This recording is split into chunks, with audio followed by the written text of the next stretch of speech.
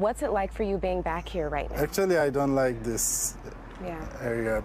For Abdullah Khan, the pain of returning to his brother's home in Houston, Texas, is almost too much to bear. When you came here, your brother's blood was still here. Yeah, in this crack, the bloods were here, and I asked the neighbor to get us a bucket and a brush, and I dumped water, and they were helping me with the cleaning the bloods. His younger brother, 31-year-old Abdul Rahman Waziri, a father of two, who fought alongside U.S. forces in Afghanistan, was gunned down in his apartment complex in April, Houston police say, after an argument over parking, according to the statement given to police by the man who says he pulled the trigger. More than a month later, the Waziri family attorney says that man is still free. So police know who did this? The police have the identity of the shooter. And that person is not in prison?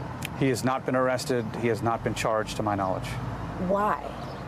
You know, that's the unfortunate circumstance here, is that if you shoot and kill somebody and you report it and claim self-defense, then now somehow there's a little bit of credibility given to your statement. Attorney Omar Khawaja says Waziri was unarmed.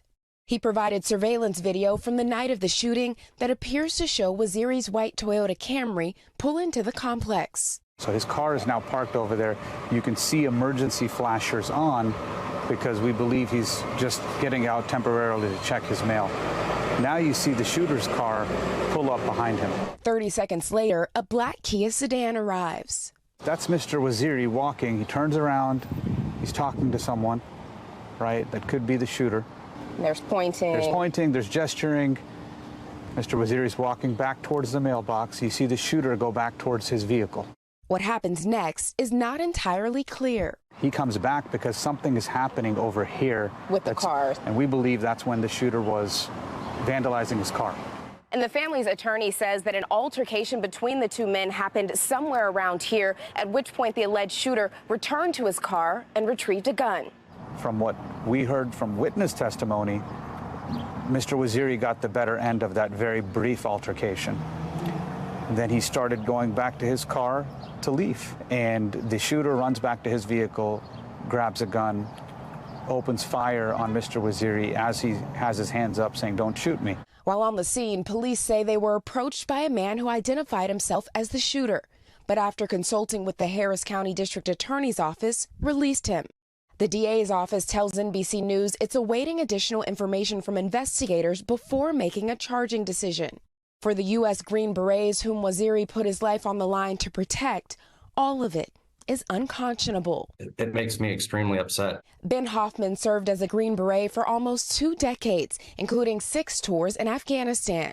He and Waziri met in 2019 when Waziri was part of an elite unit of Afghans trained to detect hidden explosives. Waziri narrowly escaped during the chaotic U.S. withdrawal, his family says, getting out just hours before a suicide bomb exploded at the airport, killing roughly 170 Afghans and 13 U.S. service members. After everything he went through and everything he risked, for him to be shot dead in front of his apartment over, it seems like, some dumb argument, and then for there to be, it seems like, very little response from the local authorities, it breaks my heart. The killing has sparked protests and calls for justice from Green Berets and Waziri's family, who tonight are still desperate for answers. We need to see justice. You know, there's 2 young girls without their father. Every night they're asking their mother, when is our dad coming home? And she doesn't know what to say to them. They deserve justice. They deserve to know what happened, how it happened, and why it happened.